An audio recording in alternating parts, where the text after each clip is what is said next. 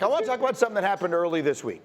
And that is that our buddy Jeremy Fowler did that poll where he asks all the different GMs and everybody questions. And they put together the list of the top 10 quarterbacks. And look, there are always going to be some disagreements and things like that come up. But the thing that stood out the most to me was that in 1 year, it feels like the National Football League kind of punted on Jalen Hurts. Yes. A year ago at this time, Jalen Hurts of the Philadelphia Eagles was the belle of the ball, right? Yep. Everybody loved him. He was the guy who was a skyrocket to the moon, all that kind of stuff. And now he falls out of the top 10. The acquisition of Saquon Barkley. What is your perspective on Hurts, what last year meant, and what we expect? I believe Jalen Hurts plays better this year. We had a good conversation at the upfronts. And he talked. You and he. Yes. Boy, you are everywhere these days. I need to start following you around. Go ahead. I'm sorry. Yeah, but just in having a conversation with him, he understood what last year was. He knows that his team needs to get better, and he said that it starts with him. It starts with his play. It starts with his leadership. And I asked him too, though. I was like, bro, why you always look so mad? Like why are you so miserable all the time? And he's like, I'm not miserable. He goes, I know what it takes to win. And I knew even when we were winning early, we weren't doing what it took to be a good football team. And eventually it caught up. And he also said for himself that he has to find a way to play better. When you look at what they were offensively last year, there was no creativity. There was no opportunities for Jalen Hurts to have pass run options where he could use his decision making to hurt teams. And it was, if A.J. Brown doesn't make a play down the field, then we're absolutely screwed. I believe going into this year is going to be upon Kellen Moore to get him back to where he was 2 years ago when he was in the MVP race, when they were a Super Bowl runner-up, and when Jalen Hurts was the guy that was America's darling. Because if they don't, I believe these questions will persist. And what the list means to me is that before 2 years ago, people didn't believe in Jalen Hurts, and they feel like last year proved why they didn't believe in him. So what does the acquisition of Saquon Barkley mean? Domonique Foxworth, if you're a defensive player and you're playing against the Eagles this year, adding him, because they already had a lot of pieces, and they obviously have all those weapons on the outside. What specifically does Saquon Barkley mean for Jalen Hurts? Yeah, I mean, I think it's just another way to take pressure off of Jalen Hurts. And Jalen Hurts has been an incredible running back, frankly, as part of the asset that he brings to this team and running the push, the Philly special, or not the Philly special, the tush push and all that stuff like that is taking a toll on Jalen Hurts' body. He was injured for part of last year. I think some of the biggest problems with last year was more scheme-related than anything, but also it took a toll on his body. So Saquon Barkley could take some more of those hits away from Jalen Hurts, which may allow him to feel better later in the season, which could end up helping him have a better season. How do you view him as an evaluator, which is what you made your living as for a long time? How do you evaluate Jalen Hurts right now? Similar to what RC said, I thought he looked beat up last year. He took way too many hits. And it's hard to play quarterback at a high level, Green, when you're not feeling great. And Hembo gave me the stat. Over the last 3 years, he ran the ball more than any other quarterback. So to me, like, Saquon Barkley is going to take a lot off, not only just running, but Saquon Barkley is a great receiver. So I think getting the ball out of his hands, hopefully he'll be fresher coming down the stretch. And Crosby has made this joke, but like, one of the things you really got to look at is why not use Saquon in the tush push? Like, it's just another way to take more hits off of Jalen Hurts. It'd be like a tush and quad push. It'd be the whole lower half.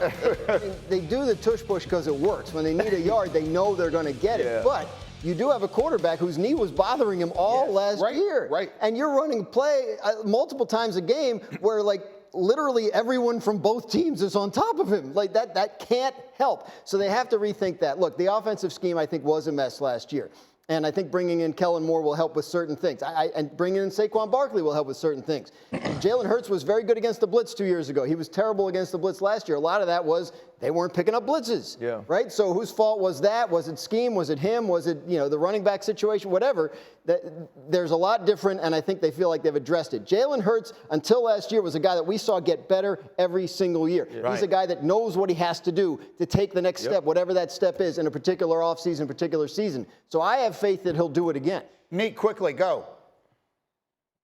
Yeah, no, I was just wanted to talk more about how Ryan Clark was at the upfronts, and apparently Jalen Hurts came up to him. So So, like, you are everywhere. You're the most popular man in America right now.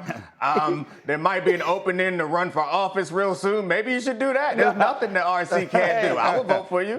We are a long way from Culture Wednesdays, for sure. I was going to say, we went from Culture Wednesday to Sports Beach in Paris, the white party, and people coming up to you at the upfront and wanting to have conversations. I'm just trying to be a good man. But the other piece about Jalen Hurts, though, is this team's never had a problem running the ball. No. So I know adding Saquon Barkley is a thing because you feel like you have an upgraded position, but Miles Sanders, DeAndre Swift, all of those guys had great years for the Philadelphia Eagles running the football. This is about adding to the pass game. RC. You trying to host the show too? Don't steer us back to Jalen Hurts. I want to make fun of you for being a celebrity. That's what I'm here to do. I want to talk to you about being the king of all of media right now. That's what I want to do. Jalen Hurts can play. Saquon is good. Well, you know what? Microsoft, y'all got to stop, Dom. I tried to bring you with me, man. You didn't want to come. You've been at track meets. Parenthetically, if you want to have fun, Neek texted me that Dan Graziano looks like Billy Ocean in a stage adaptation of Ocean's 11, which frankly I agree with as well. And I would like to begin this hour with very bad news for fans of every team in the National Football League except for one. And those would be the fans of the Kansas City Chiefs, which is to say that the scariest thing about a team is when they can beat you without their best stuff, right? They say that about pitchers a lot. Dan Graziano used to cover baseball. When a pitcher can beat you without his best stuff, now you've really got a problem. I think the Kansas City Chiefs won the Super Bowl last year without their best stuff. Their offense, I mean, Patrick Mahomes said it earlier this week, he didn't have any fun. That offense wasn't explosive. They had all kinds of receiver issues. It looks as though they have addressed those. So the bad news is, and I'll ask you, RC, first, if you think this is the case.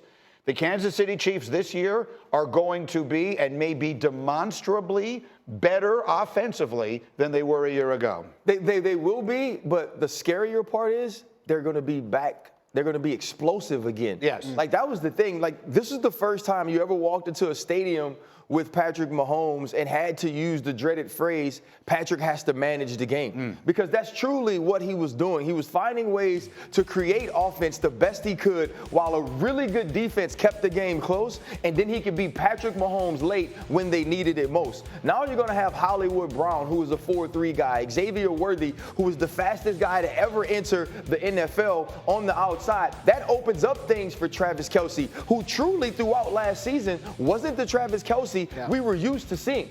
And so now with having this sort of speed with Patrick Mahomes at the quarterback position, who I believe grew last year.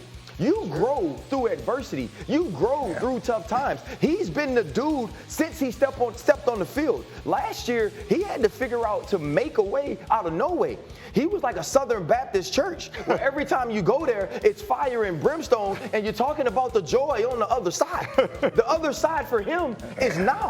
The other side is through all of that. We won the Super Bowl, and now you're going to give me these Ferraris on the outside? It's going to be scary for every team that plays the Kansas City Chiefs. But the only way you can get to those Ferraris is if they can protect up front. And Greedy, last year, their tackles weren't good, and they have more question marks. Jawan Taylor led the league in penalties, and who's playing left tackle? Is it Wayne and Morris? Is it Kingsley Suamataia? So, I mean, on paper, I'm bearer excited. of bad news. Well, there are some issues, but there are questions with every team. That's why I don't get in the invited to NFL. any of those places. But here's what I want to ask you, Domonique, as a corner, because which was the position that you played. Because Xavier Worthy, someone made I think it was you, Graziano, earlier this week, who said there isn't a big history of rookie receivers putting up big numbers in Andy Reid's offense. And here's what I would just think as an observer, Nick, but you explain it to me.